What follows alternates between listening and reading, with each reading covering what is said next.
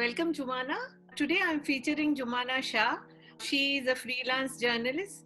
Jumana, I'm so happy that you are on this platform. Thank you, Julie. Thank you so much for having me. Lovely to be here.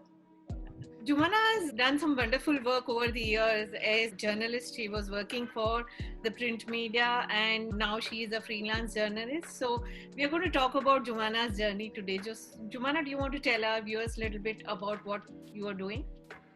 Yeah, so I have an interesting journey to begin with. I did not study journalism at all. I have spent the last 18 years of my life being a full-time journalist. I'm a career journalist, as we call it, And I started my career with a branding advertising company. And I wanted to be an advertising professional. I'll be the only common thing being that I wanted to be in the mass media, communication being the common link. But something came up and it was pure stroke, and there was a small ad in the Gujarati newspaper, Gujarat Samachar, which said अंग्रेजी बोलता અને લખતા પત્રકારોની જરૂર છે. And Gujarat Samachar wanted to launch a newspaper, English newspaper. And that's how it was a walk-in interview, and then it was just a stroke, and I was recruited, and then they trained me, and I had not studied journalism, like I said. And then the rest is history. And I got a break with Times of India, and then I was with DNA, where I spent bulk of my career, about 12 years. After that, I joined again Times of India, Ahmedabad Mirror, and then I joined India Today, where I experimented with multiple mediums, with TV and digital, and now I'm a freelance journalist. Like I said, I work with Divya Bhaskar as a consulting editor. But yeah, it was just pure stroke of luck. I mean, it was a walk-in interview and a small snippet in a newspaper. So yeah. I think you have very amazing career as a journalist. So is there any memorable experience which stands out? Yeah, I think tons, I would say. Many memorable stories, because as a journalist, our work and our day is very unpredictable. Like we have no diary which we keep that, okay, so today this is what your day is going to look like, especially if you're in news, which is what I was in news. Right now I'm not in news, right now I'm in non-news. But when you're in news, it's very dynamic. Interesting experiences I have. For me, I've covered crime, I've covered politics, has been the thrust of my career, and environment has been very close to my heart. So I would say for me, interesting events are the elections that I cover. Every time I find every election is very exhilarating moment. Of late, the one that I can recall, which I think if you have a lot of young viewers, they might be able to connect with, is the rise of Hardik Patel. And that also coincided with the rise of Jignesh Mewani and Alpesh Thakur, but mainly Hardik Patel. The man, the boy actually that Hardik was before August 25 rally, and then the rally, and then the days after the rally. It was like, in my life, I mean, I haven't seen a Navnirman movement for that matter, something like that. But, so for me, it really felt like, wow, so many people really coming out, and like such a young boy, he has his ideas straight. Like you see the spark, and then the spark turn into a fire, and then the fire spreads. So I would say I was sort of lucky to be in the right place at the right time, where I had interviewed Hardik way before the rally, and then following this. So that whole thing was, I think, very interesting to witness that moment in modern history. So this is something that I can recall in recent times. Otherwise, I witnessed all the elections since 2007. So yeah. From your perspective, what is your major accomplishment till date? Professionally, would you say, or professionally? Let's talk about professional. Personally as well. I mean, we are talking about you as an individual, so I'll leave it to you. Yeah. So it's a personal incident, not anything professional, but still it impacted and changed me as a person in a great way. So I do feel like mentioning it. So there was I was caught in an incident of road rage a few years ago. It must be 7-8 years ago now, maybe more. 10 years ago, I think. And I was physically assaulted. It wasn't a sexual thing at all. It was just somebody I don't know. And it was just that person must have been upset, and that person attacked me. And it was on the main road near Prahlad Nagar. It shook me up. I was, physically hurt and all. It shook me up really badly, and that completely devastated my confidence for a very long time. As a journalist, as an independent journalist, I would go wherever I was assigned to do. But after that incident, I was totally sort of shaken. So then I had to overcome that, right? One can't live with that kind of crippling insecurity and feeling unsafe wherever you go. So I consulted friends and I started learning Kung Fu. So there is a form of Kung Fu which is dedicated to self-defense. It's called Wing Chun. So I learned that, and over the next 4 or 5 years after that incident, I became a green belt. I became a second level green belt. After that, I immediately had two babies actually. So I haven't pursued it.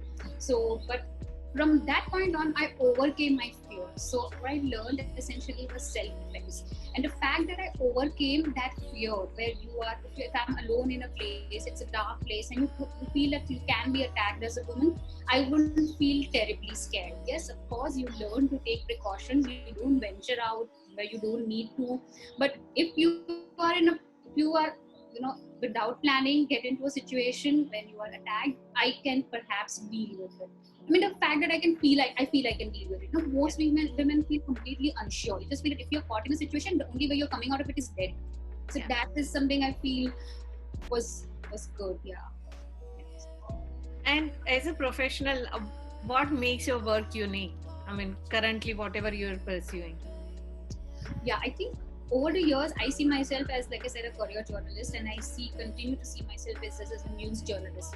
It's about for a while, and right now, like I said, I have young kids. I'm in non-news genre, but I see myself being in news in the long term. So, as a news journalist, what I feel our day-to-day challenge is the pursuit of truth. As journalists all over the world, we always keep on.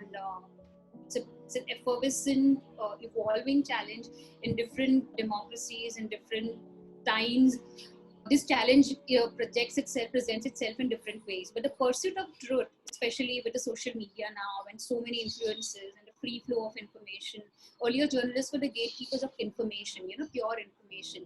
But that's no more the case, with social media and with anybody can go live anywhere. And what we could do earlier was exclusively our domain of giving information. So in that, the truth gets very muddled, because everybody has a perspective, and then some perspectives are more overpowering than the rest. So for us to retain our objectivity as a journalist, when we are doing our work, when we are reporting, when I'm talking to individuals and trying to get their version of the story, it's always important for us to remember not to get carried away by what you are seeing in front of you. No matter how compelling a narrative is, you have to see multiple narratives. And I feel that for a lot of journalists, this is slipping. Sometimes we all fall in that trap of trying to go for the low-hanging fruits. But that I see as an evolving challenge and continuing challenge. This has been since the day I joined. So I don't think it's any different. It's just that it's more pronounced now with social media. Let's talk about some personal experience you had and how you came out of it and your strengths. That's something our viewers will love to hear.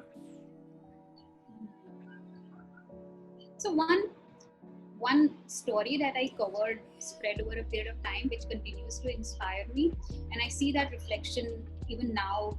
The incident that's happening about the Punjab farmers are protesting right now against farm bills that the centre has passed. So a few years ago, you may recall, and the viewers can also recall, that there was a protest by the farmers of Mahua, or rather the residents of Mahua in Bhavnagar. So there was a corporate who wanted to establish a cement factory there, and the farming land there was very fertile. They did not want to give up their land to the corporate, and they took out a protest. So, and in that protest also, they marched all the way from Mahua in Bhavnagar to Gandhinagar. So that march, we covered that march from all the way from starting from Mahua to Gandhinagar, and it was fascinating. The people there, they were very average people, and the kind of conviction they had in what they were asking. You would feel that you're getting crores, you are struggling, you're toiling as a farmer. Instead, you're getting crores up front in your hand. Why are you fighting for something for which you have to work hard? And the conviction they had in farming, in the fact that people needed grains, people needed food to eat, people don't need factories, people need food. So there was this lady who was 93 years old. I still remember her because she's so strikingly. I remember her name was Diwali Ba. At 93, she was walking. She walked all the way from Mahua to Gandhinagar. For perspective, it's about 300 kilometers, give or take, Julie. So yeah, that I think was a very inspiring story that I covered. Very interesting.